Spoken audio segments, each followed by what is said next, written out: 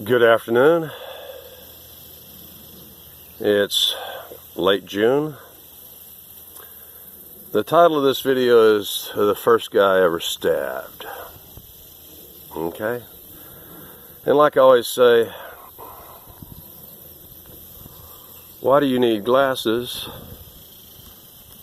when you have, sorry, I'm going to put those down, when you have a bottle? Yes, I've got it in a paper bag.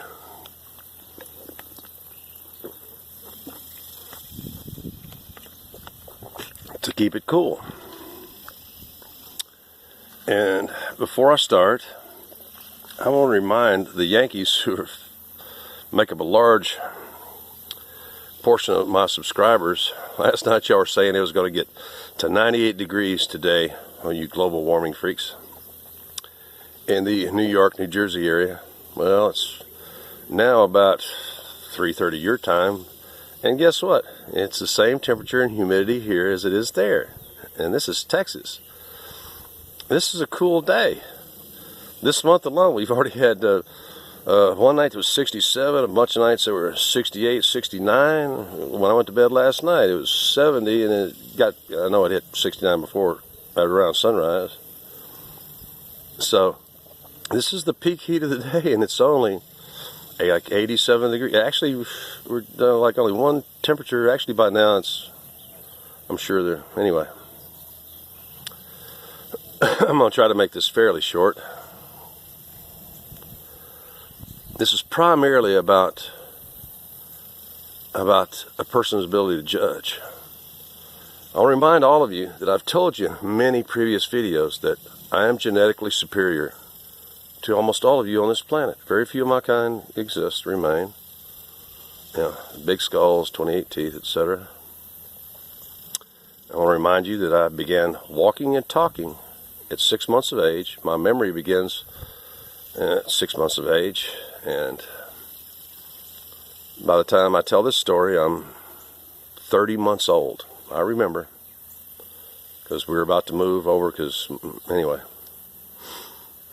I was going to try to keep it to 5 minutes, but it'll probably go 7 or 8, but I'll keep it short. Anyway, my brother Rolf, who's 7 years older than me, was with some other guys over in front of one guy's house that's, you know, and they were throwing a football back and forth because my brother Charles had already won his second All-American award.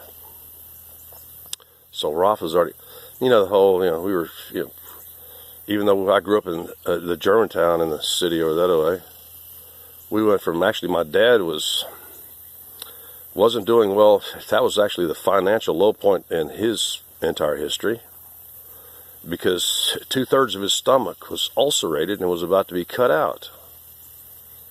And the rich people were trying to just, and he wasn't up to it, you know, trying to get us to come over with them dress-up dinners and stuff like that. People who had previously been rather snobbish to us, when they suddenly realized that we were the most famous people to ever come out of this county at that point, or this whole area. So, my brother and his friends, who were, you know, my brother was 10 and his friends were 10, 11, the guy, they were throwing the ball back and forth, and this guy, you know, it didn't live too far from Mr. Sissy Pants. You know, at an early age, we knew that, Sammy, we knew that you were not a boy, you were a girl. He sees me, you know, just standing on the side, you know, over on the side, just watching, and he decides to be all fancy and attack a 30-month-old boy, and he straight-armed me to the ground, hard enough to break my neck, but I was too strong for that. And you know what? This is what happened. I immediately jumped up, and I went into his house, because in those days, nobody locked their front doors. It's not ignored, latch their screen doors. Open the screen door. You know, those houses were pretty uniform in that subdivision, or whatever they were. I went straight to, I knew exactly where their cutlery, where their silverware would be. Opened the drawer, and then I look and go, oh, those are the sharp knives. I think I'll use a dull knife on them. Most of what you people call a dinner knife, we call a butter knife in Texas, because it's flat and dull on the edge. Just couldn't cut it, you know. couldn't cut a tough steak, you know. Not in those days, it really weren't, you know. It wasn't the actual butter knife. It's got the weird curved handle, all that stuff, that little short, weird shaped. But it's what we call a butter knife. I knew it, you know, at 30 months of age, I knew it wouldn't kill him. It probably wouldn't penetrate his skin, but then I ran immediately back out and went right up to him. He didn't even see me coming, because at 30 months of age, I was mastering arithmetic. I could fly like the wind. I could run as fast as any teenager and stuff by the time I was 30 months old. And I flew out there, and before he even saw it coming, I jumped up and fucking popped him right above his hip. It left a black and blue mark on him for months. And after that, people learned to never fuck with me, ever. So this is the story of the first time I ever stabbed a guy. And I did it the right way.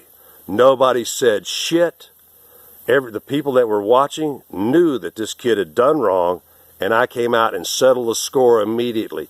He didn't have to get an ass whipping from his daddy. I laid an ass whipping on him when I was 30 months old and he was 11 years old. That was my first stabbing. And I did it righteous. I didn't use a sharp knife. I used a knife, and oh man, I popped him good. Because even at 30 months, I was already like 40-something pounds, 3 foot tall. And I got him good. I remember him pulling up later, months later, still pulling up his shirt, showing off that black mark that extended from his hip bone up to his rib cage. I got that fucker good. In this life, I'm going to make this statement. The measure of a successful gentleman or country is a combination of both meekness and of ferocity. Those countries that have been meek have disappeared. Those countries that have been only ferocious, like Nazi Germany, have disappeared. You have to be both. That's why I'm proud to be an Anglo-Saxon, Welsh, Viking, Jew.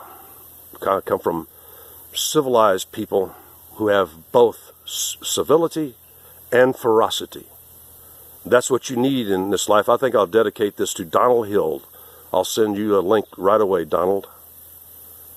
You know, you've been griping to me about how people are, and sometimes you got to just grab that butter knife. Don't kill them, but you got to, well, a lot of people did later perish, but they were trying to kill me or somebody else.